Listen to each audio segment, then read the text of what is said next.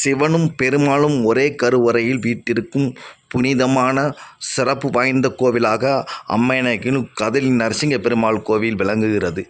பழமை வாய்ந்த கோவிலில் தெப்பத்தின் திருவிழா நடைபெறுவதற்கு ஆயத்தமாக தற்போது தீபத் திருவிழா நடைபெற்றது.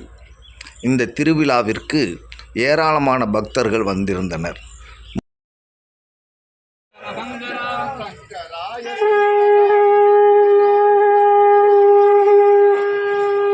கதிலிங்க நரசிங்க பெருமாள் திருக்கோயிலிலே மிக பழமையான 800 ஆண்டுகளுக்கு மேற்பட்ட நம்ம முன்னோர்கள் கட்டிய மிகப்பெரிய தெப்பம் இங்கு இருக்கிறது.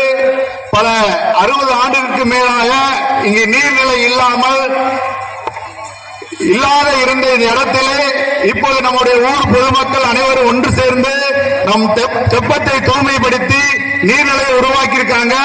இந்த நீர்நிலையில மிகப்பெரிய ஒரு சிறப்பான பூஜை நடைபெறுகிறது. இந்த பூஜைக்கு சுவாமி ஸ்ரீமாத் ரமானந்த சுவாமி அவர்கள் இங்க வரைய வந்திருக்காங்க. இவர் நம்ம இந்தியா முழுவதும் இருக்கக்கூடிய நதிகள் எல்லாம் பூஜை செய்து நம்முடைய தெப்பத்திற்கு வந்திருக்காங்க. இந்த தெப்பத்திலே கலக்கக்கூடிய தீர்த்தம் கங்கா, யமுனா, கிருஷ்ணா, கோதாவரி, நர்மதா, வைகை நதி, காவேரி இப்படி பல்வேறு புண்ணிய நதிகளில் இருந்து இங்கே தீர்த்தமாக சாமியோடைய இங்க இருக்கக்கூடிய மக்களுடைய முயற்சியாலும் இங்க தீர்த்தம் இங்க கலக்கப்படுகிறது.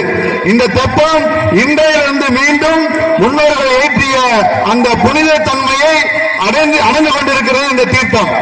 அதனால இங்க இருக்கக்கூடிய நமது மக்கள், வெளியூரிலிருந்து வருகை தந்திருக்கக்கூடிய மக்கள் இந்த தீபத்தை மிகவும் தெய்வமாகவும் பக்தியாகவும் பாதுகாக்கணும், தூய்மையாக வைத்திருக்கணும்.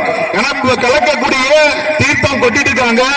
எல்லாமே நம்ம இந்தியாவில் பாரத நாட்டில் இருக்கக்கூடிய அனைத்து புண்ணிய நதிகளுடைய தீர்த்தம் இங்க இருக்கு.